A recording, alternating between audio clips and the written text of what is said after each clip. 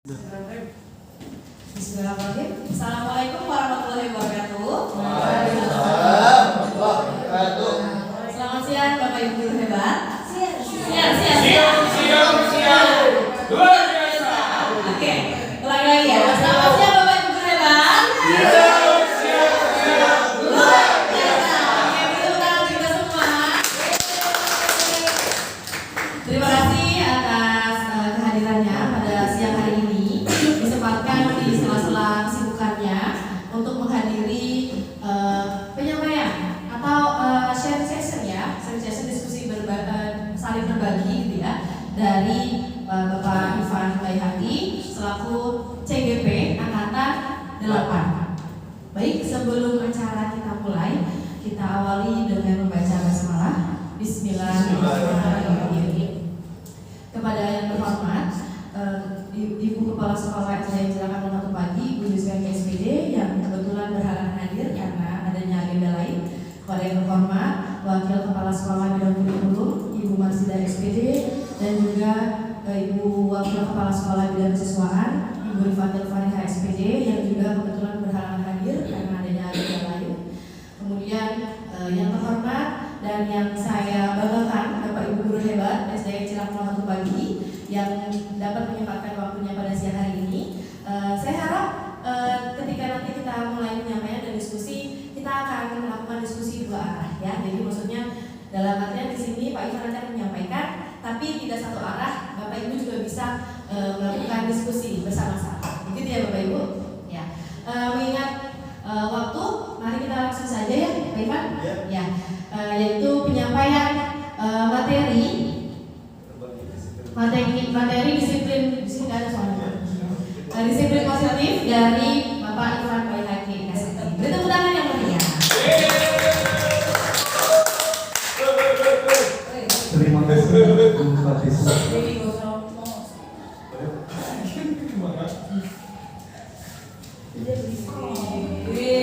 Tepuk tangan boleh.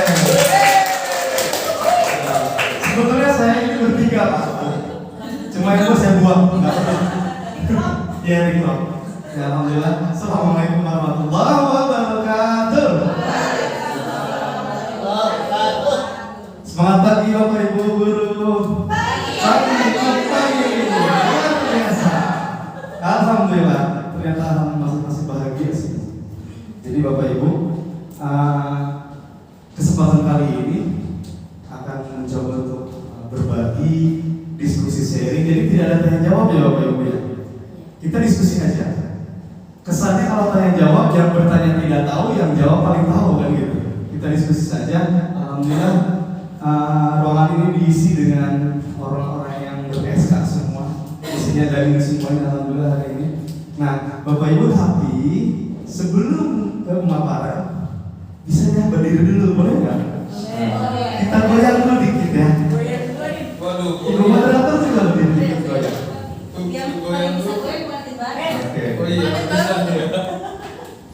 Baik Bapak Ibu, kita nih harus dalam keadaan bahagia terus. Ya. Jadi ada salam bahagia. Jadi kita harus total nih, belum berbahagia di sini dong Pak. Jangan nempel badannya terus kan? Salam bahagia. Jadi ketika misalkan disebutkan salam bahagia, bahagia. Sampai bawah, oke? Bahagia. Nah, lihat. Bahagia. Oke? Bisa ya? Suaranya ya? Pokoknya semaksimal mungkin. Ya? Oke, siap. Ya. Sini Bu, sini sempit Bu, sampai bawah. Oke? Yo. Siap? Salam.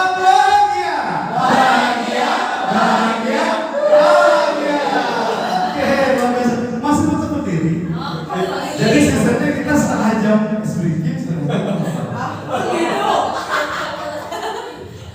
Beda kan Pak? Beda kalau dulu olahraga begini. Nah, siap ya Bapak Ibu ya? Kita senam samsam, haram samsam. Oke, kita joget bersama. Siap? Coba salam bahagia terus lagi. Salam bahagia.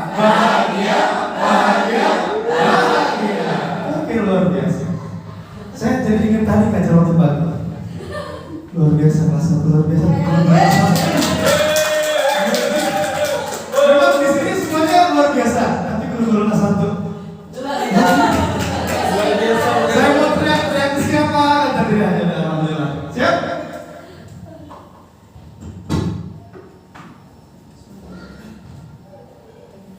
Maaf suaranya belum.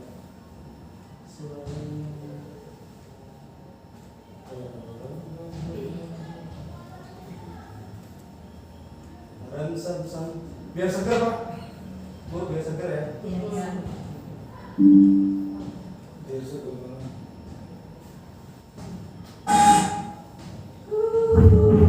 Ayo, kita ikuti bersama.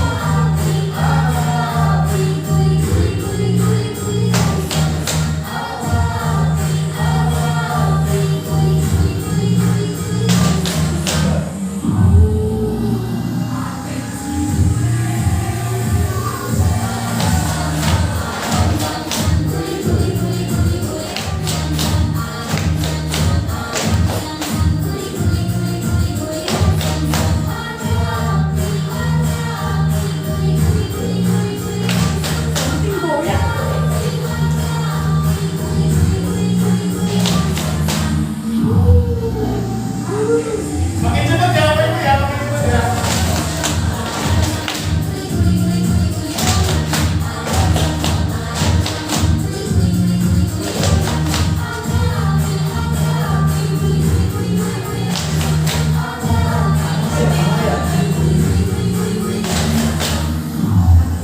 Makin cepat lagi ya.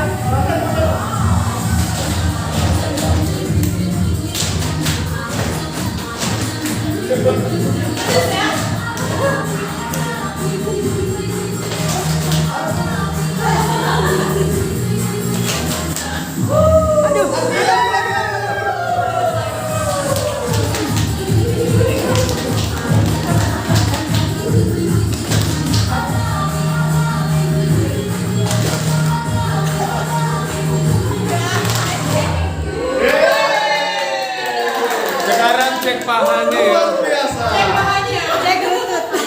Luar biasa. Mau lagi? Lagi ya. Oke. Baik. Alhamdulillah ternyata masuk juga ya.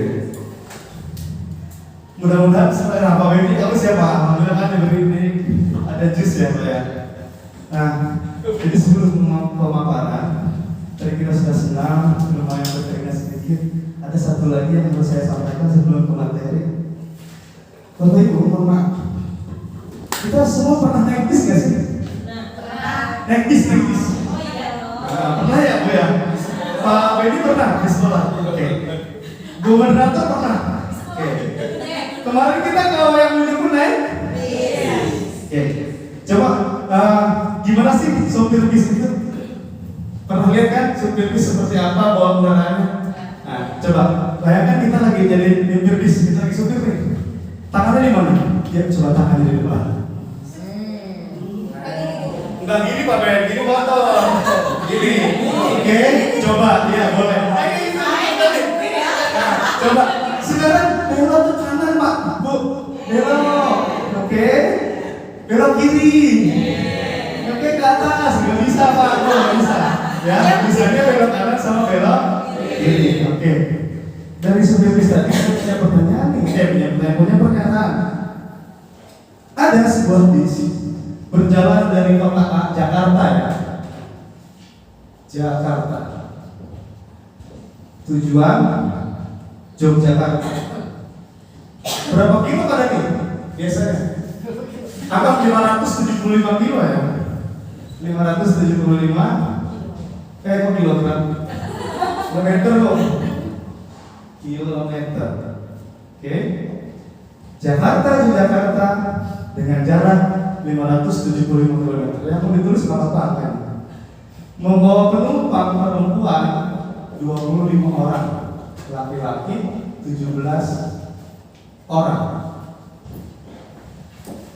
Anak-anak ini perempuan sama laki-laki ya, 3 orang. Oke. Setelah dari Jogja, balik lagi, tapi baliknya ke Jakarta, baliknya ke Bandung. Dengan jarak kurang lebih 380 km. Oke? Sudah bisa dilihat Bapak Ibu? Ya, bisa ya? Pada sekarang kan berapa? Oke, udah dihitung udah. Siap. Bis dari Jakarta ke Yogyakarta 575 km. Membawa penumpang anak-anak 3 orang, perempuan 25 orang, laki-laki 17 orang. Balik lagi dari Jogja ke Bandung dengan 380 km jaraknya. Nah, pertanyaannya, berapakah usia supir bis tersebut?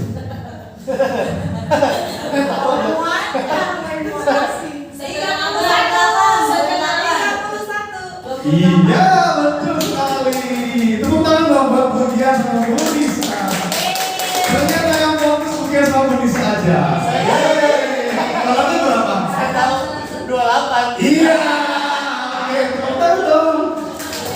Karena saya Oke, ikutan Bu Nisa ya jawabannya. Nah, jadi kalau kita kembali ke awal tadi, supir bisnya siapa sih?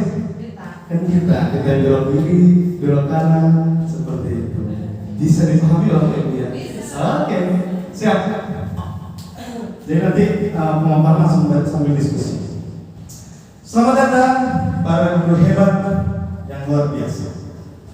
Yuk, kita belajar dan berkolaborasi bersama merubah dan mewujudkan budaya positif di sekolah kita dengan berlandaskan profil pelajar Pancasila bareng-bareng.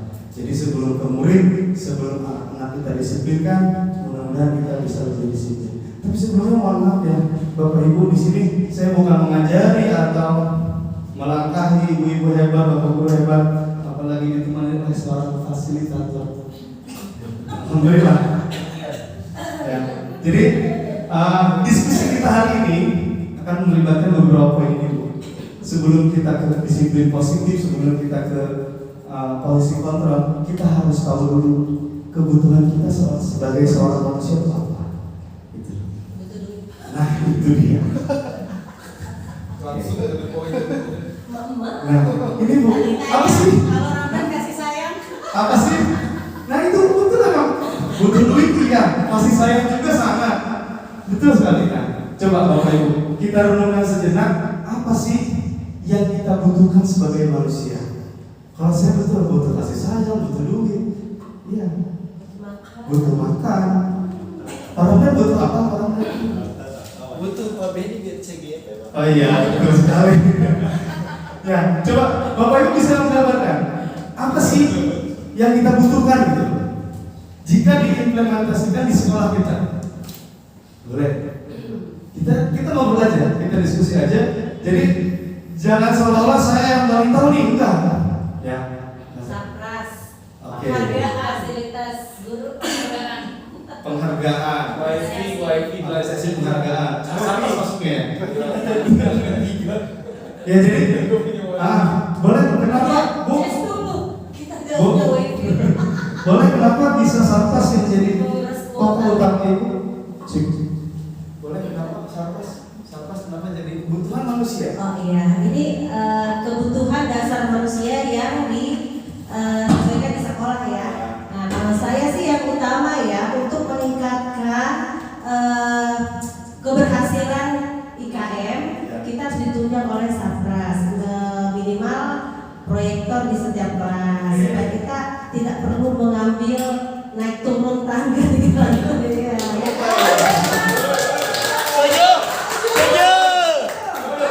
Alhamdulillah. Udah. Terima kasih. Boleh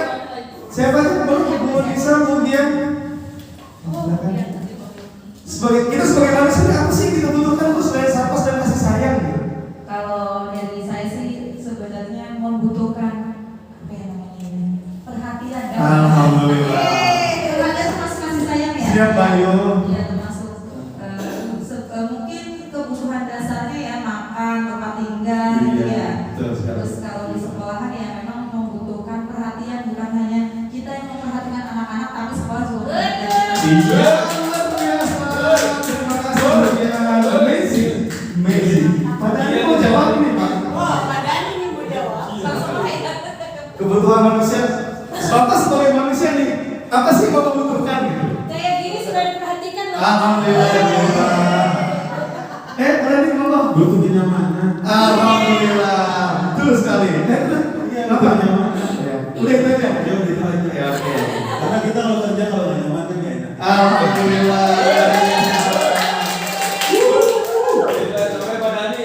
Ya. Baik. Alhamdulillah calon-calon ada bertumbuh di sini. Ya. Jadi sudah termotivasi alhamdulillah. Nah, jadi Bapak Ibu betul sekali dengan adanya sarana prasarana yang mencukupi ya, dengan adanya perhatian kita di sekolah ini, mudah-mudahan imbas ke anak pun dari kita ke murid pun sama seperti itu ya, bahkan bisa lebih. Nah, jadi Bapak Ibu, inilah kebutuhan dasar manusia. Yang pertama tadi kebutuhan bertahan hidup. Jika kita aplikasikan di sekolah jelas. Kebutuhan bertahan hidup ini kita tahu di sini sebagai pekerja, sebagai pegawai, sebagai guru. Nah, jadi salah satunya kebutuhan dasar hidup kita sudah terpenuhi di sini. Satu di antara beberapa kebutuhan kita. Yang kedua kebutuhan penguasaan. Nah, ini tidak luput dari jiwa manusiawi. Kenapa saya bilang begitu? Semua orang pasti butuh penguasaan. Yang paling kecil aja penguasaan apa? Materi pelajaran. Yang paling kecil lagi. Betul sekali. Penguatan diri kita sendiri. Sebelum ke materi, kita harus kuasai diri kita. Seperti itu. Nah, jika diimplementasikan ke anak, saya contohkan di sini mereka sedang latihan tugas upacara. Di situ pun mereka penuh dengan penguasaan. Kenapa? Sudah dibagi-bagikan setiap posisinya. Jadi ketika misalnya yang bendera, yang tugas bendera, mereka menguasai lingkaran di bendera itu. Yang selanjutnya kebutuhan kesenangan. Kita perlu kan senang di sini ya di sekolah ya Bapak Ibu ya. Iya dong harus, jangan cemberut mulu. Ya, Bu Ika senyum dulu. Wangi. Iya, terima kasih buat senyum wangi sekali. Oke, kita harus senang Bu. Sama kayak tadi pagi saya senang sekali ngajar kelas 1. Alhamdulillah pengalaman baru. Happy banget. Sampai saya duduk Bu, sampai saya duduk di lapangan. Anak-anak ayo kita bikin lingkaran, kita makan di lapangan. Mau telepon partner lagi ngajar. Ya kan? Tapi yang betul partner bantuin gitu. Insyaallah. Luar biasa ya dulu kelas 1. Salam kepada teman-teman. Luar biasa memang. Tapi nggak apa, ini jadi pengalaman baru saya. Jadi bisa terus berkembang. Resiko ngajar di sekolah dasar ya harus semua kita kuasai. Jadi insya Allah Pak Beni tahun depan kelas 1 ya.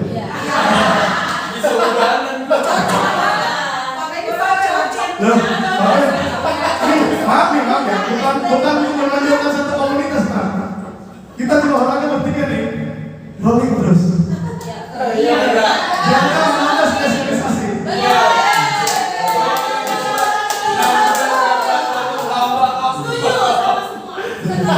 nggak jadi.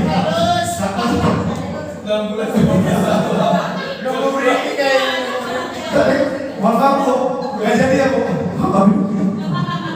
Coba ya.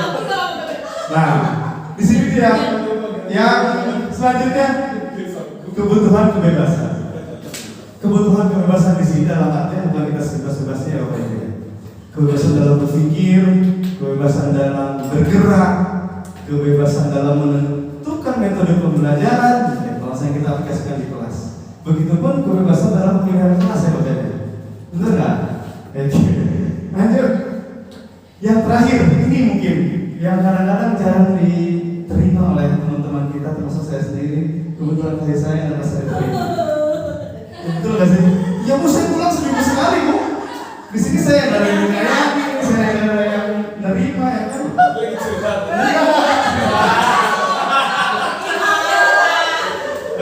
Dulu waktu Pak Benny belum nikah saya diterima di rumah Pak Benny. Ya kan sekarang. Gitu. Oke. Jadi intinya kebutuhan kasih sayang dan rasa diterima itu kayak misalkan anak-anak berprestasi nih, atau kita guru-guru prestasi mungkin ada nih, ada beberapa hal yang kita amati bersama di sekolah kita yang mungkin lambat-lambat kita harus lupa. Kadang memang anak-anak yang berprestasi itu suka diberikan kasih sayang dalam bentuk reward, diterima dalam bentuk penghargaan, pengenalan ke semua teman-temannya. Tapi kadang mungkin guru yang belum terlaksana, betul nggak? Betul nggak Bu Anin? Iya, alhamdulillah Bu Anin juga ya. Nah, saya perhatikan Bu Anin. Makasih loh Pak. Iya, alhamdulillah. Nah, saya perhatikan semuanya. Ya Bu.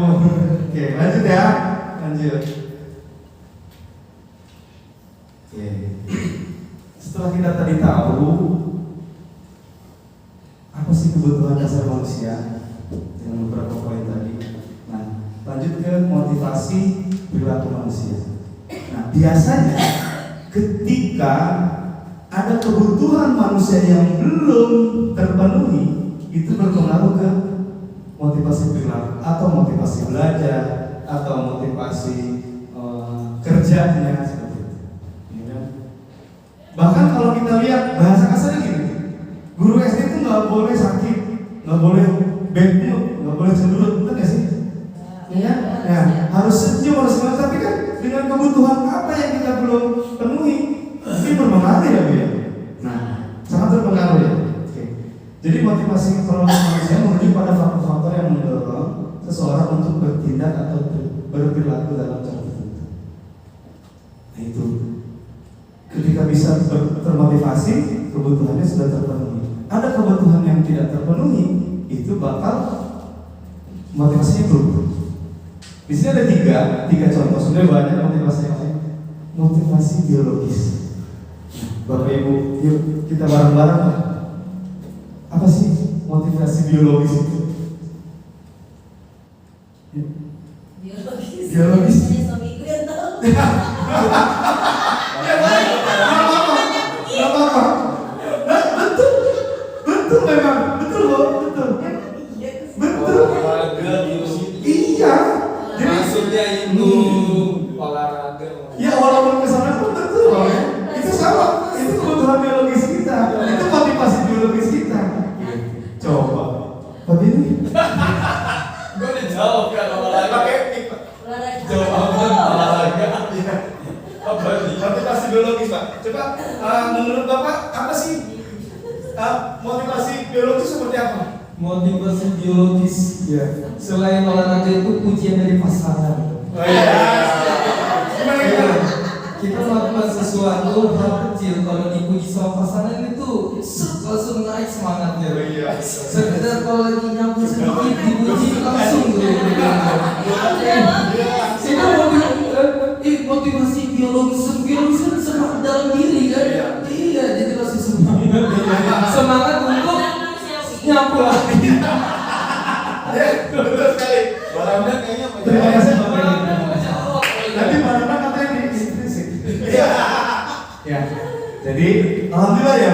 Jadi ketika pasangan kita memberikan pujian atau reward itu luar biasa memang semangatnya ya. Semangat termotivasi dari kita ya. Jadi mudah-mudahan yang belum punya pasangan cepat punya pasangan ya Pak ya. Amin ya Allah. Amin. Oke. Nah, motivasi berprestasi. Coba aja nih, yang Pak Benny setuju nggak kira-kira? Bapak Ibu setuju nggak apa yang dipaparkan sama Pak Benny? Jadi motivasi biologis itu dari olahraga, pujian pasangan, hubungan dengan pasangan. Kira-kira gimana? Secara umumnya ya dulu, kita belum ke aplikasi ke sekolah. Kalau olahraganya benar. Ya.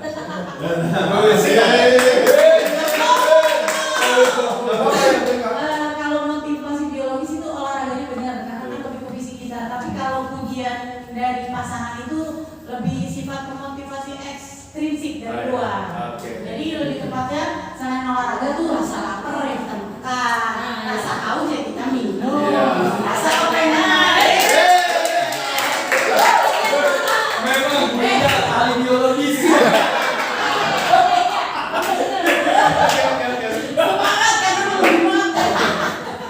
Kita junior seniornya. Terima kasih. Alhamdulillah. Jadi makin terbuka ya. Sudah bisa saya ada perbedaan mungkin ya. Pujian itu lebih nggak ke fisik ya. Karena biologi itu biasanya ada dalam Pujian sebenarnya lebih ke perasaan. perasaan. Tapi Jadi ini perasaan juga sih emosi. iya, betul. Jadi langsung naik juga ya. Iya nggak apa-apa ya? Naik juga. Naik juga langsung semangatnya. Merinding ya, merinding ya. Alhamdulillah. Apalagi sampai ada yang ke Anyer kemarin ya. Ya bu, sampai ada yang ke Anyer kemarin ya. Oke, lanjut. Nah, motivasi berprestasi. Nah untuk motivasi berprestasi biasanya berolahraga deh pak. Karena kita didiknya dulu di olahraga prestasi. Silakan. Dia pura-pura pegang kamera bisa Mana nih pegang mana? kamera Silakan. Ada yang mental banget sebenarnya. Ya nggak apa-apa. Sambil ngobrol aja. Ya, motivasi berprestasi apa ya? Contohnya ya kayak kita nuntut anak itu ya nuntut anak Push ya? nge-push. Tapi di balik motivasi berprestasi itu ya apa ya, kalau kita bilang kalau ke anak SD ya prestasi itu nomor sekian dulu lah ya. Yang penting mentalnya dulu ya. Mentalnya dulu atau pengalamannya dulu buat mereka. Oke. Terima kasih Pak. Terima kasih. Memang betul sekali.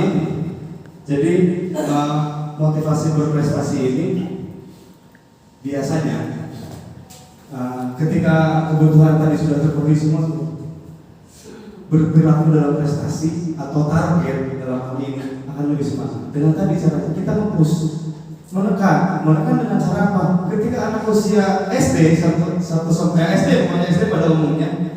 Jadi untuk hasil itu kita tunda. Proses latihan mental yang kuat. Ketika proses sudah terlaksana, mental sudah kuat, prestasi otomatis ditambah. Seperti itu. Ya, Bapak Ibu. Yang selanjutnya motivasi intrinsik dan ekstrinsik. Ya, tadi ya, mungkin yang tadi diungkapkan oleh Bu Ika, ekstrinsik itu pujian dari pasangan, pujian dari rekan sejawat, pujian dari anak-anak bisa jadi kan, dengan kayak anak-anak, ibu cantik sekali, gitu kan? Nah, penghargaan bapak ganteng sekali, yang seperti itu. Kalau intensitas itu dari tubuh kita sendiri, dari dalam diri kita sendiri. Kita yang memicu motivasi kita sendiri. Kadang-kadang dari ekstrinsik sangat banyak, motivasi luar itu sangat banyak. Tapi kalau kita tidak memiliki motivasi dari dalam diri ya sangat sulit. Lanjut ya Bapak Ibu ya. Oke.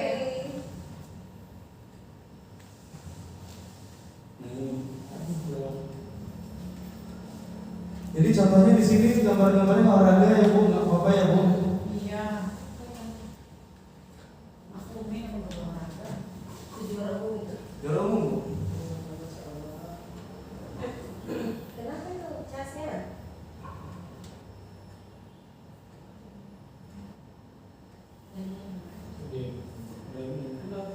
Maaf ada kesalahan teknis.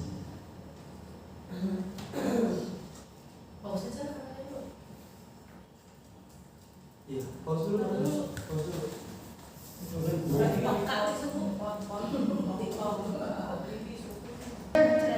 Oke. Siap. Lanjut. Oke, sebelum kita lanjut Bapak Ibu, kita bisa lihat nih. Ini kebetulan memang tidak sengaja terekam dan alhamdulillah ternyata bisa buat dokumen pemaparan. Jadi Ini muridnya siapa ini? muridnya saya Bu. kelas 3 sekarang. Dulu ngambilnya masih 2. Nah, jadi motivasi biologis itu kita memberikan kesempatan ke anak motivasi bergeraknya, olahraganya seperti itu. Mereka butuh kan untuk kebugaran jasmaninya, untuk kebugaran fisiknya, bahkan untuk kekuatan badannya pun perlu gitu. Mereka diberi kesempatan untuk bergerak. Enggak mesti di olahraga ya Bapak Ibu ya. Mungkin kayak tadi kita Aram Samsunya kan lumayan paha ya kan. Itu untuk biologis. Begitu fisik, olahraga dan sejenisnya. Selanjutnya ada tadi video sebetulnya ini. Sebetulnya ini video. Jadi saya memberikan kesempatan karena sekali hyperaktif anaknya.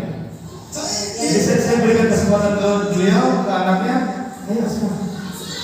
Ya. Boncengan. Oh udah selesai ya. Oke lanjut. Apa ini?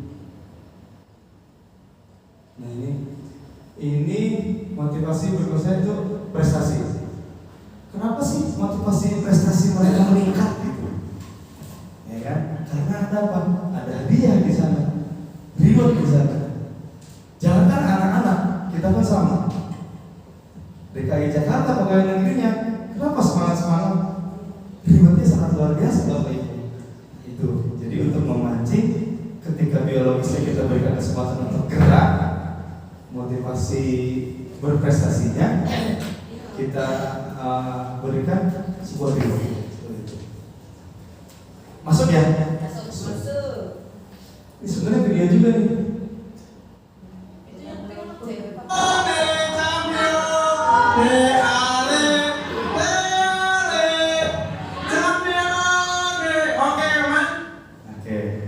Enggak banyak-banyak karena terlalu besar memorinya. Makan memorinya. Nah, untuk perilaku manusia yang tadi ya, intrinsik dan ekstrinsik itu kita bisa terangkan, kita bisa beri ke mereka kebebasan setiap kita pertemuan kelas dengan kegiatan keyakinan kelas. Jadi anak-anak bisa menentukan mereka mau apa sih di kelasnya gitu. Baik Bu. Nah itu kan dari diri mereka sendiri kan.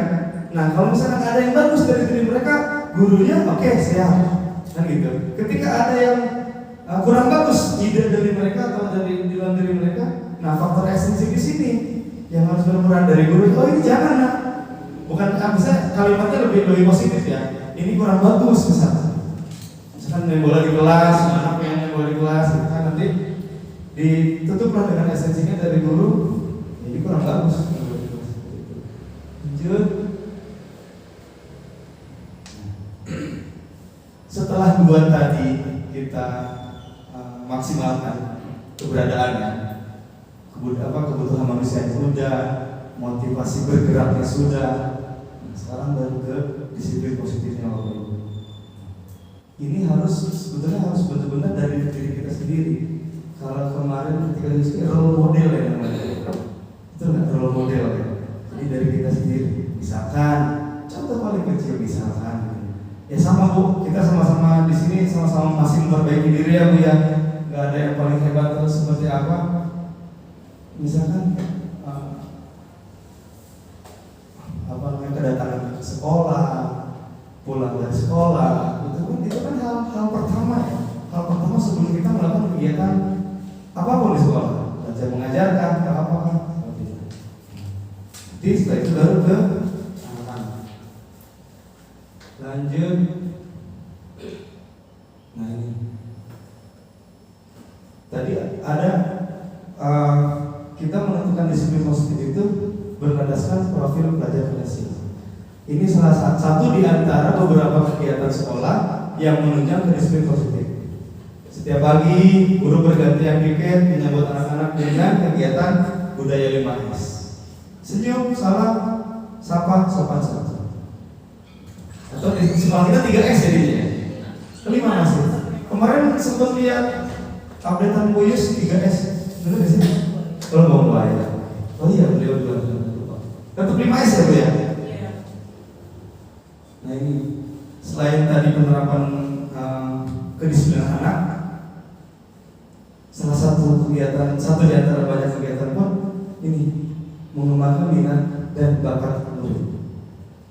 atau lingkungan sekolah. Jadi kadang-kadang minat murid, bakat murid tidak semua terpegang, tidak semua terkoordinir di sekolah. Akhirnya membuatlah wadah-wadah di luar sekolah, termasuk ini yang sudah berjalan 1 semester. Ya, ini Cilacap ini Soter, ini produk guru PJOK dengan bantuan semua guru. Semua. Kita tanpa guru-guru kelas, tanpa guru-guru yang lain ya nggak bisa bergerak juga. Alhamdulillah sudah bergerak dan tadi sudah ada prestasinya ya. Cuma memang tidak bisa kita bawa sini, tidak membawa nama sekolah waktu itu. Kedepannya mungkin bisa kita maksimalkan. Oke. Nah, kegiatan literasi pun tidak luput dari pembiasaan disiplin positif sekolah. Karena apa? Ini hal yang paling mendasar sebetulnya. Sebelum apa kita literasi dulu ya Bu ya. Itu nggak sih Bu? Wah, literasi kan kita nggak harus baca buku, nggak harus baca, nggak harus lihat video. Kadang kita melihat keadaan pun itu literasi ya. Melihat keadaan, masuk ke ruang guru, lihat keadaan, kita membaca situasi ruang guru, ke lapangan, ke semua pelosok tempat di sekolah ini kita literasi. Apa yang kurang di sini? Apa yang kurang di sana? Lanjut Bapak Ibu. Nah, yang tadi kegiatan tadi itu kita sudah terlaksana semua di sekolah. Itu hanya beberapa ya, banyak yang lainnya. Melukis, ekskul dan sebagainya banyak. Cuma kalau diterapkan semua di sini kelamaan. Nah, keyakinan kelas. Mungkin ini kegiatan yang rutin Bapak Ibu ya. Cuma tadi nih sebelum saya masuk ke sini saya bingung. Kemarin saya ngasih keyakinan kelas di kelas 5. Oke, berjalan dengan lancar dan mulus. Ketika anak-anak memberikan kalimat negatif misalkan, Pak, kalau misalkan lagi olahraga jangan bercanda. Itu kalimat negatif dari anak-anak. Yang saya bingung Pak, Ibu, kelas 1 gimana? Iya kan? Gimana coba? Tentuin. Oh, jangankan mau keyakinan kelas. Masya Allah. Pokoknya udah amazing lah. Saya salut. Panutan semua nih guru kelas 1. Hebat. Kita tentukan dulu kalimat, bukan kita tentukan. Kita kumpulkan dulu kalimat-kalimat negatif dari anak-anak. Pak, nggak boleh datang telat, nggak boleh buang sampah di dalam kelas, nggak boleh izin ke toilet lebih dari berapa kali misalkan gitu. Itu kan kalimat-kalimat yang negatif ya Bapak Ibu. Nah, setelah kalimat negatif kita kumpulkan, kita rubahlah bersama anak-anak tuh. Ya mungkin kegiatan rutinan pastilah di setiap kelasnya. Misalkan kayak nggak boleh buang sampah di kelas, kita ganti tuh. Nah, itu boleh. Jagalah kebersihan. Itu mungkin lebih positif lagi. Atau buanglah sampah ke tempatnya boleh. Misalkan tidak boleh main bola di dalam kelas. Kita rubah misalkan main bola di jam pelajaran PJOK. Itu kan menjadi keyakinan yang luar biasa. Nah, setelah itu baru kita tentukan nilai-nilai apa yang ada dalam kalimat-kalimat tadi. Misalkan kebersihan, jelas kita tanggung jawab. Main bola di jam PJOK, nilai-nilai kebajikannya itu kedisiplinan, waktunya yang pas gitu penempatannya. Lanjut. Nah, ini kegiatan kemarin melawan kegiatan kelas bersama 5A dan B. Ini Bapak Ibu ya. Kalimat-kalimat negatif yang sudah tersusun. Buram ya. Nah, direkap dan akhirnya mereka tahu, mereka baca semua.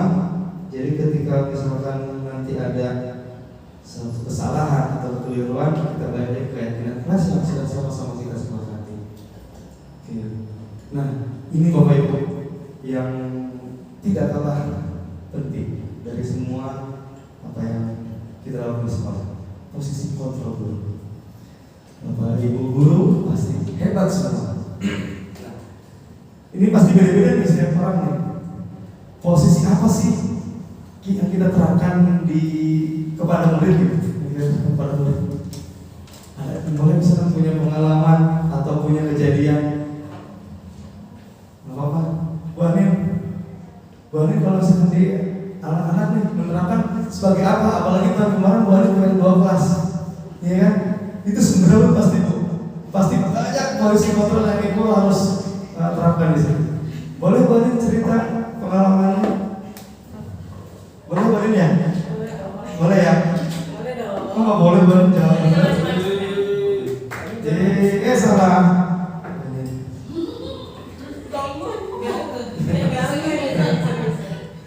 Lagi sakit Bu, menurut kelas 1. Emang betul kelas 1 ini memang expert.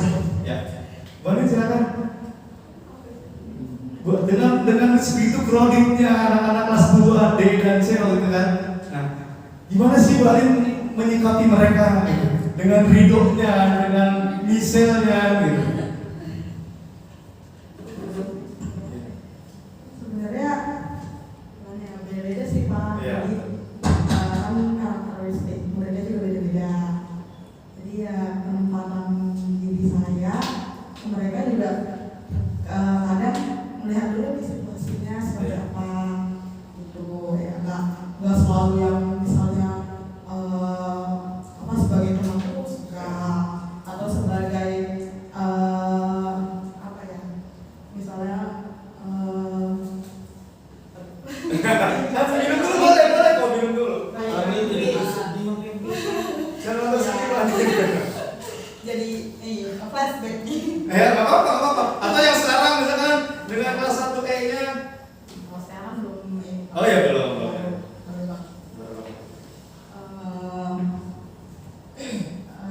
Kan sebagai guru juga fasilitator ya, bisa fasilitator apa ya, misalnya saat contohnya Pak, saat mereka melakukan kesalahan misalnya, karena luar biasa di kelas 2C dan 2D kemarin itu sangat luar biasa.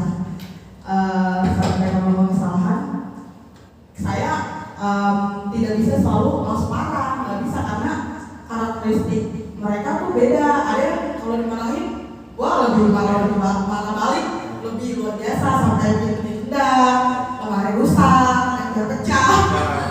Akhirnya curhat kan ya. Silakan. Itu balik nggak apa-apa. Ada juga yang nggak bisa kalau diem tapi harus dimarahin. Jadi memang balik lagi ke anaknya sih ya. Jadi kita tidak bisa sama gitu memposisikan diri kita ke setiap anak tuh nggak bisa sama. Jadi emang berbeda-beda gitu. Ada yang dikasih tahu aja langsung nangis. Ada yang dikasih tahu sebentar nggak bisa, harus diulang-ulang terus gitu. Ada yang dibaikin malah gitu lagi. Jadi beda-beda sih ya, tergantung mereka juga. Posisi kita tuh sebagai guru nggak bisa sama gitu Pak. Pengalaman saya sih seperti itu. Terima kasih Mbak Adi, luar biasa. Mungkin dari Bapak Ibu seniornya bisa kita dengarkan Mbak Adi ceritanya atau curhatannya seperti apa sekarang? Ini sekedar pengalaman saya aja ya Pak. Mungkin di sini kan pertanyaannya posisi sebagai apa yang harus kita terapkan terhadap murid. Yang pengalaman saya ini yang biasanya saya terapkan kepada anak adalah saya memposisikan diri saya sebagai temannya dia, teman anak itu gitu. Jadi apapun namanya kesulitan anak, yang namanya mungkin saya menganggap teman, jadi dia bisa ngadu, bisa curhat, bisa kalau nggak bisa ya bisa lebih terbuka lagi gitu. Kadang saya memposisikan sebagai teman, kadang saya juga memposisikan sebagai seorang karakter. Karakter itu bisa karakter yang baik, karakter jahat, karakter semacam menjadi seorang jadi misalnya binatang dan lain sebagainya. Pokoknya bisa berubah-ubah setiap hari gitu. Karena dimanapun caranya mengajar anak kelas 1 itu kita harus ngikutin apa kemauannya dia gitu kan. Jadi kadang kita sebagai guru, kadang kita sebagai teman, kadang kita hari ini anak tidak bisa diajak komunikasi, kita sebagai badut gitu kan. Jadi bukan coret-coret dan lain sebagainya. Yang penting anak itu nyaman gitu, anak itu senang belajar dengan kita. Itu sih mungkin pengalaman dari saya, sekedar sedikit sharing aja gitu. Terima kasih Pak. Terima kasih kembali Bu, luar biasa.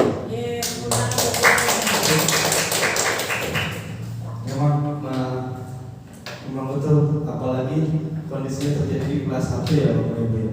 Jadi luar biasa crowded, kalau kita biasa bilang crowded. Mereka semua dengan keinginan mereka yang masing-masing. Oke. Luar biasa Bu Ani dan Bu Haji pengalamannya.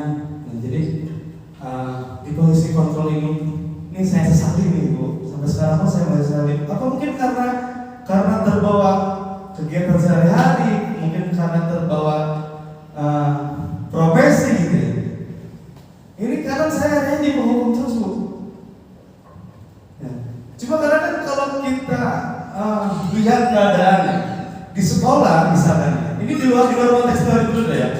Di sekolah tidak ada penghukum tuh kadang-kadang berantakan, betul nggak sih? Menurut saya seperti itu loh. Gitu. Jadi kalau nggak ada yang tegas, nggak ada yang galak, dalam tanda kutip nggak ada yang galak, itu kadang-kadang ya udah malah. Karena apa? Karena anak kita, murid kita ini kalau diajar lewat bilang udah bukan kelas kosong lagi. Mereka udah ada isinya dari rumah, ya kan? Dengan bibit mereka bawa masing-masing ke sini seperti itu. Nah, ini kadang saya seringnya di penghukum Bapak Ibu. Saya belum bisa tuh menjadi kayak pemantau, apalagi manajerial ya kan? Belum. Saya belum. Mungkin sampai saya hanya sampai teman. Ya. Nah, jadi penghukum itu seperti apa sih Bapak Ibu? Lihat. Ini yang jujur ini yang sering dilakukan ya. Jadi kadang guru tuh saya kasih contohnya di kegiatan olahraga ya Bapak Ibu. Misalkan dari guru, patuhi aturan saya. Beda kan dengan nada yang benar-benar, kamu ngapain di situ? Ya kan? Seperti itu. Soalnya apa? Orang itu butuh fokus yang tinggi. Ketika anak nggak diteriakin itu waduh bahaya. Kenapa yang di bawah fluid bukan spidol? Spidol nggak berisik, kalau fluid berisik. Itu sekali mereka fokus langsung.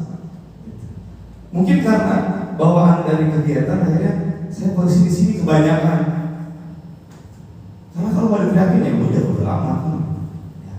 Jadi kayak selalu kamu ya bercanda ketika pelajaran olahraga. Ayo beli lapangan 10 kali. Ya mungkin tujuan saya memang supaya lebih baik, tapi ternyata itu kurang Bapak Ibu. Yang kedua, membuat merasa bersalah. Nah ini beberapa kali pengalaman pribadi pun pernah. Jadi ketika ada kasus atau ada kesalahan di pembelajaran, kamu jangan gitu dong. Nanti kalau orang tua mau nanya apa gimana? Kan kita kadang-kadang pernah begitu ya. Nah, jadi ternyata menurut psikologi anak itu tuh membuat anak merasa bersalah. Oh nanti bu guru disampaikan sama mama gara-gara saya dong. Gitu Bapak Ibu. Tapi tidak menutup kemungkinan dengan tadi mungkin kebutuhan manusia kita belum terpenuhi, motivasi kita kurang, atau keyakinan kelas yang belum tercukupi. Bisa jadi kadang-kadang seperti itu bisa. Akhirnya apa? Di kelas cemberut, nggak senyum, ya kan? Akhirnya jadilah. Ini contohnya begini. Bapak kecewa dengan kalian. Bagaimana kalau Bapak nanti dimarahin kepala sekolah, dipanggil kepala sekolah? Ya mungkin dengan kalimat seperti ini serasa tidak apa-apa ya Bu ya. Padahal ternyata mereka terlukai secara psikologi. Lanjut Ibu-ibu. Sebagai teman. Nah mungkin ini yang sering dilakukan. Pastilah kalau ini ya. Apalagi inisiatif yang dulu lah ya Bapak ya. Harus dengan teman inisiatif itu dulu lah kan. Nggak bisa dia dihukum. Kayak misalkan ada kesalahan dimaafin. Ya udah nggak apa-apa. Nanti besok jangan gitu lagi. Besok gitu lagi. Ya udah nggak apa-apa nanti besok jangan gitu lagi. Nah itu biasanya kita berhubungan dengan teman. Kenapa sih? Karena kan kadang sama teman kita bingung ya. Hidup gak enak gitu. Nah mungkin ke anak pun seperti itu karena kita udah merasa kayak teman gak macam ya. Kejadian kayak seperti ini lah. Padahal dengan selalu dilakukan seperti ini bukan tidak baik ya Bapak Ibu ya. Dengan selalu dilakukan seperti ini mereka mental mungkin akan kurang bagus juga. Gitu. Jadi ada celah guru ini katanya guru ini baik kok katanya gitu. Kadang-kadang ke guru ngajak tos karena udah mungkin menganggap teman doang bukan menganggap guru. Jadi pemantau lebih ke menerapkan apa yang sudah disepakati. Jadi tidak lagi mencari alasannya kenapa. Kalau misalkan pemantau, tidak lagi, misalkan dia main bola di kelas, nggak lagi nanya kenapa main bola di kelas, tapi langsung, ayo kalau main bola di kelas, apa kesepakatan kita kemarin, apa sanksinya? Itu mungkin pemantau, karena selalu berpusat pada kesepakatan. Nah ini di sini paling ideal posisi kontrol guru paling ideal ini di manajer. Jadi memanage, mengatur. Jadi dari semua kejadian yang terjadi di kelasnya, kesalahan yang terjadi di kelasnya. Jadi kayak pelan dulu ditanya. Saya contoh di sini, apa kamu punya keyakinan kamu melakukan seperti ini? Gitu. Ya kan? Nah, jika kamu mengejek, apakah kamu mau memperbaikinya? Jadi kayak lebih positif bahasanya, lebih positif. Tapi Bapak Ibu mohon maaf, ketika di lapangan ini sangat sulit sekali diterapkan. Sulit sekali. Apalagi saya di lapangan ya. Contohnya karena saya yang mengalami ini di lapangan dengan panas, terik, keringat kita udah lelah, ya kan? Anak berantem, mau kita tanya misalkan, apa kamu punya saya? Apa yang kan Bapak Ibu? Yang ada tarik dulu ya, ada dibahas dulu gitu. Iya. Kelas 6 kemarin Pak, kejadian kemarin. Saya baku hantam sama kelas 6. Kiel. Nah, tinggi kan, dia temperamen tinggi kan. Berantem dia perang. Gara-gara kebentuk stikasti. Stikasinya lepas dari temennya. Nah badannya kan. Dikejar. Ketika dikejar, gebuk-gebukan saya mau tanya, apa kamu punya oh ya. Tarik akhirnya kan, sebuah tenaga akhirnya, lumayan juga kan, dia tinggi, gede. Sikut, ya udahlah. Oke, yang penting anak aman dulu nih, kan gitu. Kalau misalnya kita di situ posisi kontrolnya sebagai manajer, ya repot, bonyok anak-anak duluan itu sebelum kita. Iya. Ngomong apa sih Pak? Iya. Gimana lagi?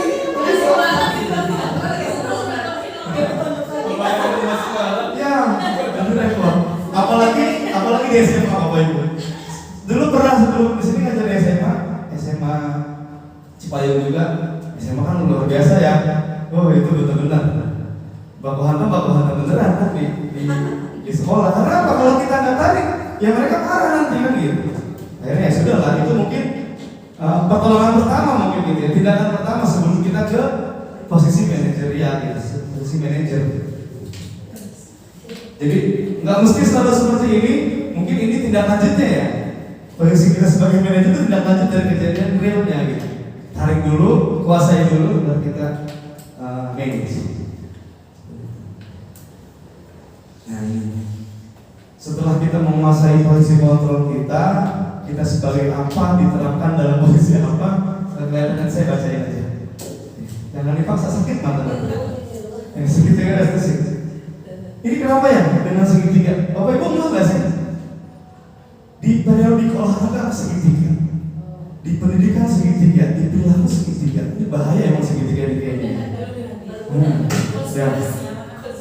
Bapak ini segitiga pakai juga kan?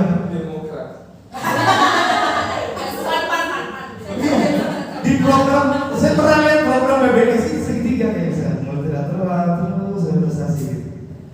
Ini segitiga ada apa gitu? Kok semua dengan segitiga gitu? Kan lancip tajam gitu, kenapa nggak bulat? Ini akan bulat kan lihatnya gitu. Jadi Bapak Ibu segitiga ini apa namanya? Alat kita sebagai posisi konten, alat kita posisi kontrol kita sebagai manajer. Apa sih yang kita tanyakan dulu dari sini?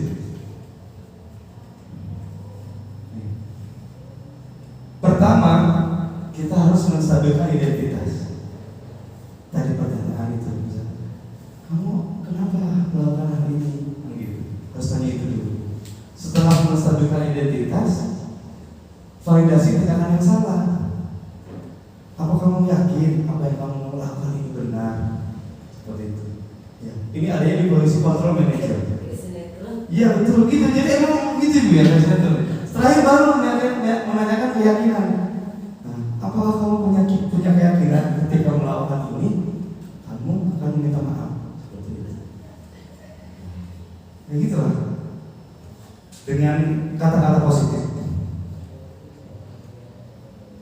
Nah, menstabilkan identitas, mengajukan pernyataan, membuat kesalahan itu sesuatu yang wajar. Manusia tidak ada yang sempurna. Yang perlu-perlunya seperti itu. Jadi tidak ada mendiskriminasi anak atau menyalahkan anak di sini. Padahal dalam keadaan larangan kalau kita luar biasa, mungkin sekali. Ya memang, cuma kan kita kontrol kan akhirnya kan. Bener gak Bu? Bohong lah kalau kita nggak emosi Bu. Kalau kita nggak bohong. Emosi terus. Alhamdulillah ya Bu, tapi masih makin awet muda aja tapi alhamdulillah. Di sini, dan di sini. Pulang-pulang pakai cap kampak ya. Pakai minyak angin dong Pak Ben. Kalau baju lambar ini pakai apa? Tapi ya mudah-mudahan lah. Dengan kita pusing setiap hari ya, setiap hari berarti kita masih punya kepala ya Pak. Kalau udah nggak pusing berarti udah nggak ada kepala. Kata Pak Benny biasanya gini, kuat Pak Benny, bersyukur dengan gaji 10 juta daripada ya, Pak Benny itu kuat besar. Iya betul. Setuju banget. Oke, lanjut ya Bu ya. Validasi tindakan yang salah. Tadi misalkan kamu merasa bersalahkah atau misalkan apa sih yang membuat kamu melakukan seperti ini? Kamu melakukan kesalahan karena mempunyai alasan apa melakukannya? Kan misalkan kayak ngebully nih, ngebully. Hitam tuh gosong lah gitu ya, misalkan. Nah akhirnya yang dikatain gosong hitam ini sewaktu-waktu ke depannya dia ngatain orang atau ngatain yang tadi dia ngatain. Nah ketika kita tanya, kenapa sih kamu kok ngebully dia? Ya Pak, dia sering ngebully saya, kan gitu. Ada alasan, mereka melakukan itu ada alasan. Yang terakhir, menanyakan keyakinan. Tadi keyakinan yang udah kita buat di kelas.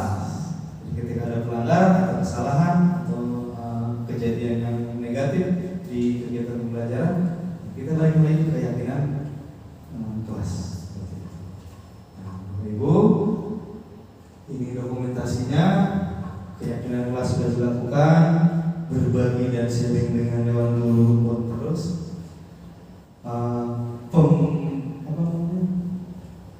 Praktek budaya positif di sekolah dengan 5S-nya setiap hari dan dengan sholat jamaahnya. Banyak sekali sebetulnya kegiatan-kegiatan yang budaya positif ini tidak tercantum. Tapi alhamdulillah yang kanan bawah itu praktek melakukan segitiga restitusi. Jadi dia panggil dua-duanya bermasalah. Jadi ini kejadiannya kemarin berantem, gesek-gesekan, akhirnya panggil dua-duanya. Memang sangat berat untuk awal, apalagi harus dengan susunan seperti tadi. Tapi mudah-mudahan dengan teori yang tadi sudah dipaparkan, kita bisa sedikit banyak sama-sama kita berubah. Oke. Terakhir, terima kasih untuk kepala sekolah sejak kelas 1, rekan-rekan guru yang luar biasa, kelas 1 sampai kelas 6 luar biasa, dan murid SD Negeri Cilaku kelas 1. Alhamdulillah, terima kasih Bapak Ibu. Paparan kali ini semoga kita bisa merubah diri kita, terutama masing-masing, entah dalam hal profesi atau pribadi. Oke, cukup sekian dari saya. Sebelum diakhiri, coba salam bahagia dulu ya. Nggak sampai dulu aja nggak apa-apa. Komen ikut aja ya. Siap. Oke, salam bahagia. Bahagia, bahagia, bahagia. Oke, terima kasih. Assalamualaikum.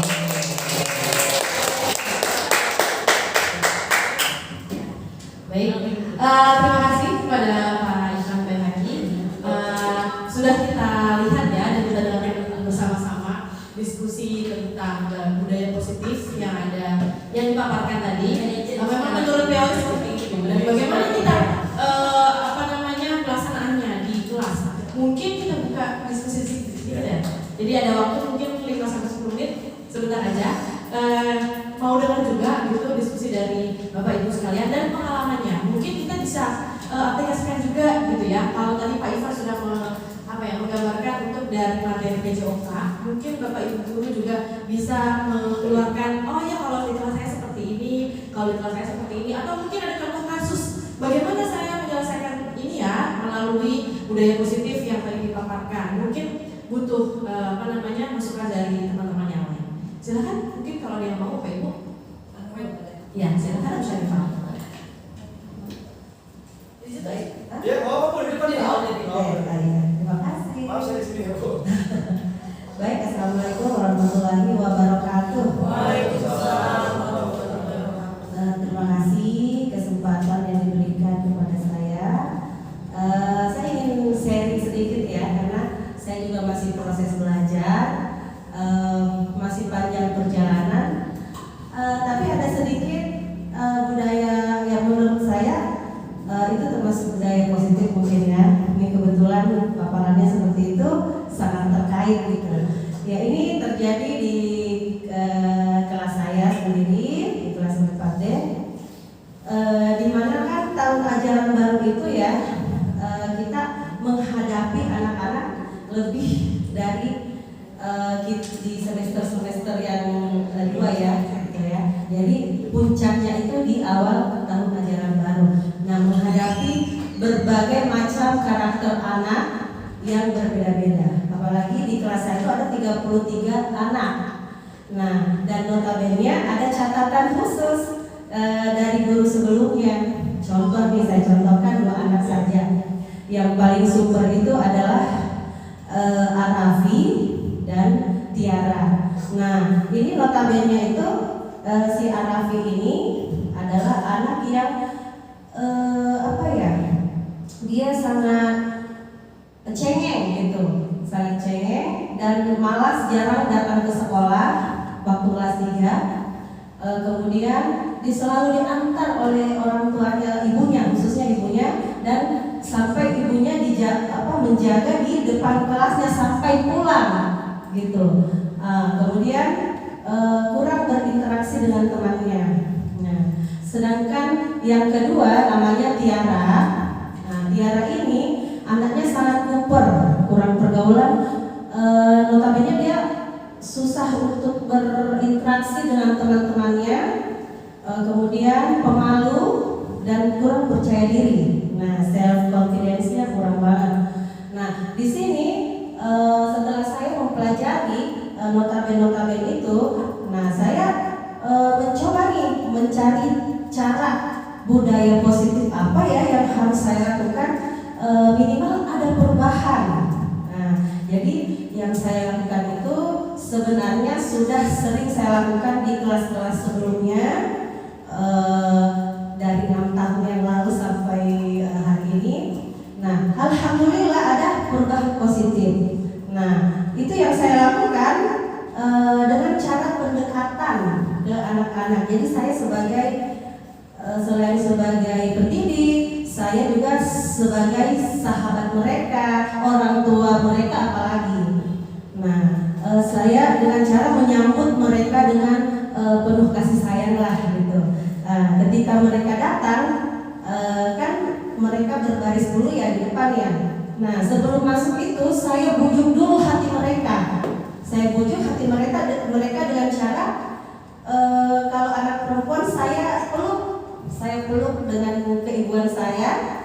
Kemudian anak-anak laki-laki itu karena kita nggak boleh ya, bukan muhrim, itu kami pakai cara dengan salim dan tos aja gitu. Jadi mereka merasa guru saya ini nggak galak gitu, guru saya ini penuh kasih sayang, penuh perhatian. Jadi saya ambil dulu hatinya. Nah, ketika itu setelah mereka nyaman, barulah masuk belajar. Nah, saya nggak langsung memberikan pembelajaran. Saya memancing mereka dulu dengan jargon-jargon, kemudian yel-yel lah gitu ya. Kemudian pembiasaan supaya motoriknya itu, sensor motorik mereka itu jadi terpancing gitu ya. Menyanyikan lagu Indonesia Raya dulu, kemudian lagu wajib nasional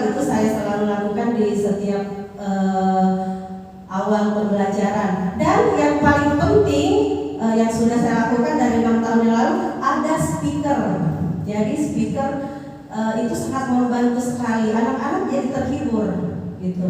Jadi nggak terlalu monoton gitu belajarnya ya. Jadi itu yang saya lakukan. Akhirnya alhamdulillah mereka si Arafi ini dengan Tiara ini jadi semangat gitu. Kemudian saya adakan pendekatan khusus dengan mereka. Jadi saya beda lah dengan anak-anak yang lainnya yang memang mereka membutuhkan perhatian lebih dari gurunya. Nah, jadi bukan hanya di dalam kelas saya lakukan, tetapi di luar kelas saya cari mereka, saya dekati, saya sayang, saya bujuk saya ajak bicara. Ini alhamdulillah yang ibunya saya dikasih tahu langsung oleh ibunya dan beberapa orang tua murid, si Arafi ini perubahannya sangat drastis. Iya alhamdulillah. Jadi budaya positif saya berhasil. Si Arafi ini sudah mau ikut upacara. Yang selama di kelas 3 nggak pernah ikut upacara, katanya udah ikut upacara yang pertama kalinya. Kemudian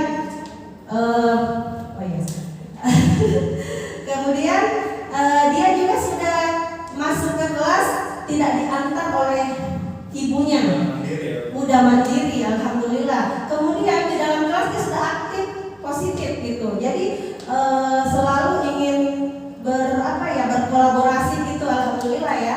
Yang tadinya nggak mau ngapa-ngapain sudah mau gitu.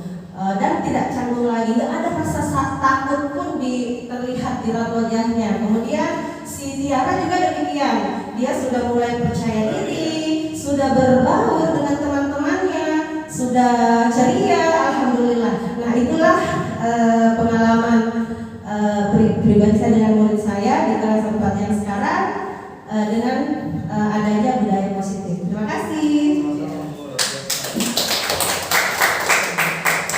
Keren sekali ya. Jadi tadi Bu Syarifah juga selain menerapkan budaya positif juga melakukan posisi kontrol ya. Jadi posisi kontrol itu memang menyesuaikan dengan keadaan. Jadi kadang-kala kita memang untuk jadi orang tua, teman gitu ya. Jadi memang dengan situasi tersebut akan menciptakan rasa percaya diri anak sehingga dampaknya akan banyak, yaitu bersemangat dalam mengikuti pembelajaran. Teman-teman sekali lagi mungkin Bapak Ibu yang lain ada satu lagi bisa diskusi bertanya atau ya silakan Pak. Haji. Wah ini luar biasa nih senior. Alhamdulillah. Masih pengalaman Pak buat kita Pak. Assalamualaikum warahmatullahi wabarakatuh. Waalaikumsalam warahmatullahi wabarakatuh. Ya alhamdulillah saya di Cilacap 1 dari tahun 2010 dan awalnya memang saya ditugaskan ngurusin anak-anak ABK dan anak-anak ABK dan anak-anak yang katakanlah boleh dibilang dalam tanda kutip nakal lah gitu ya. Gitu. Kan kalau menangani mah bukan hanya anaknya. Yes. Karena apa? Karena waktu dulu kita ke tempatan ada yang numpang di kita ya. Cipayung mau 4 itu sempat terjadi baku hantam antara OB penjaga sekolah sama wali murid dan anak-anaknya, dan itu sampai berdarah-darah. Dan kebetulan pas kejadian itu adanya saya. Jadi sampai polisi Pak Haji ya. Untuk ada Pak Haji. Kemudian ada juga yang anak-anak ini kelas 6 juga ya. Ya walaupun bukan kelas saya tadi, karena saya mungkin ditakdirkan untuk begitu gitu ya. Jadi dia itu beli nasi uduk tapi pakai uang mainan gitu. Dan kebetulan yang jual itu kan nenek-nenek jadi kan. Tapi memang kita senang juga karena teman-temannya itu bisa ngadu gitu. Kebetulan ngadunya ke saya gitu. Pak tadi ada yang beli nasi uduk pakai uang mainan Pak. Akhirnya udah saya investigasi dulu ya ke tukang nasi uduknya dan sebagainya gitu ya. Cari informasi dulu supaya apa? Supaya pada saat kita bertindak itu memang benar adanya gitu. Ada juga yang membeli lewat Facebook ya. Itu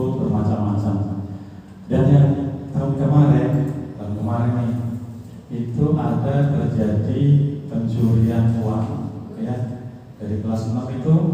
Dan yang lebih mengherankan lagi, yang mencuri itu anak perempuan. Gitu. Ya, mungkin dengar ya. Ya di Bu Ripa, terus di kelasnya Bu Ita, kelas Pak Sigit, ya. Kelas Bu Ita laki-laki, kalau Bu Ripa perempuan, Pak Sigit perempuan juga. Terus di kelasnya Bu Mar itu. Nah, kita berkolaborasi antara guru-guru itu. Ya kebetulan karena mungkin saya suka menangani begitu, setiap ada kejadian, mau men ini ada ini gitu. Tapi alhamdulillah dengan adanya teknologi CCTV itu kita bisa ketahuan anaknya kemudian ngaku. Tetapi ya itu tadi bahwa yang penting anak tersebut sudah ngaku dan berjanji tidak mau melakukan. Artinya kita mengetahui bahwa anak itu hakikatnya memang dia anak yang baik, mungkin karena ada kesempatan, kemudian kekurangan atau gimana gitu akhirnya terjadi seperti itu. Dan kita juga memang perlu mengetahui karakter anak kita gitu, sehingga kita sedini mungkin bisa katakanlah dalam tanda kutip mewaspadai anak-anak tersebut. Satu, yang mungkin yang tadi kekurangan, yang kedua, yang mungkin anaknya bergaulnya dengan anak-anak yang sudah dewasa, ya, karena mohon maaf juga terjadi dulu itu mungkin ada yang nggak tahu ya, mohon maaf laki sama laki itu anak laki-laki, tapi itu kayak anak KPK gitu ya, itu dia melakukan hal dalam tanda kutip itu kayak apa namanya, kayak hubungan seks gitu, laki sama laki, iya. Setelah kita telusuri ternyata salah satu anak itu katanya pernah dikerjain juga gitu, diatur dulu itu seperti itu. Akhirnya kita panggil orang tuanya, kita nasihati, kita kasih nasihat supaya orang tuanya menjaga, karena ini bisa menular gitu seperti itu. Dan kebanyakan itu yang bermasalah itu dari orang tuanya juga kadang karena broken home atau yang lain gitu. Makanya yang broken home itu ya perlu kita mungkin lebih kita waspadai untuk hal-hal yang seperti itu mungkin. Iya. Bisa aku tidak ya. Aman kok. Soalnya tadi Bapak ngobrolin apa jadi merasa enggak Kan tidak semuanya ya. Tapi artinya apa? Kita perlu ya, jadi kita mewaspadai itu bukan berarti dalam artian kita mencurigai kejelekannya ya, tapi yang mungkin perhatiannya lebih kan gitu, seperti itu. Oke. Mungkin itu aja ya. Terima kasih. Assalamualaikum warahmatullahi wabarakatuh.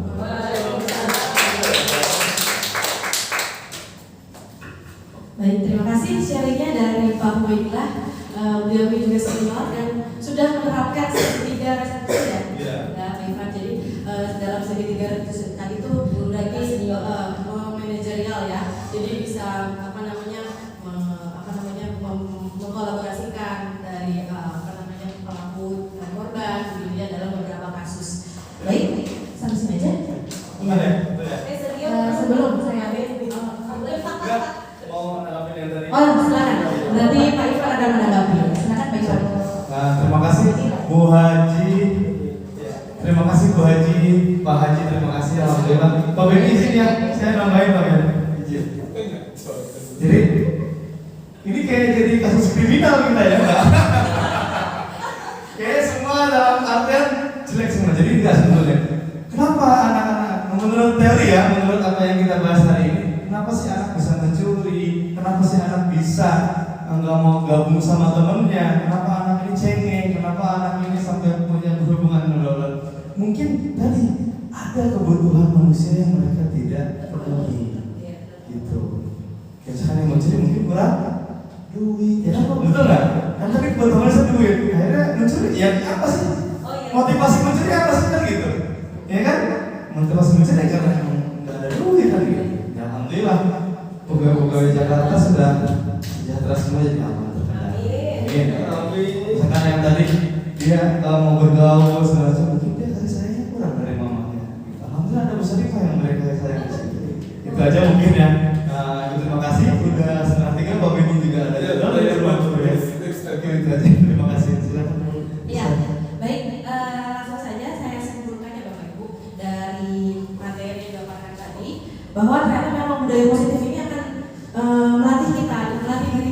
baik dari guru maupun anak secara individual untuk membangun good habits ya. Jadi dari awal mula yang atomic habits yaitu kebiasaan-kebiasaan baik yang kecil akan kita lakukan setiap hari dan membentuk satu budaya positif dan kebiasaan yang baik.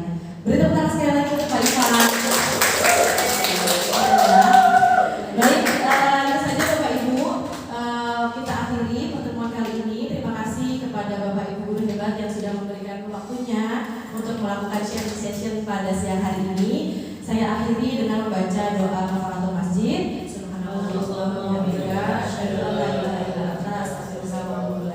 Saya dari MC dan moderator sekaligus perwakilan dari CGW. Minta maaf jika ada salah kata atau perbuatan. Wassalamualaikum warahmatullahi wabarakatuh. Waalaikumsalam. Terima kasih Bapak Ibu. Kita foto dulu ya. Foto dulu dong.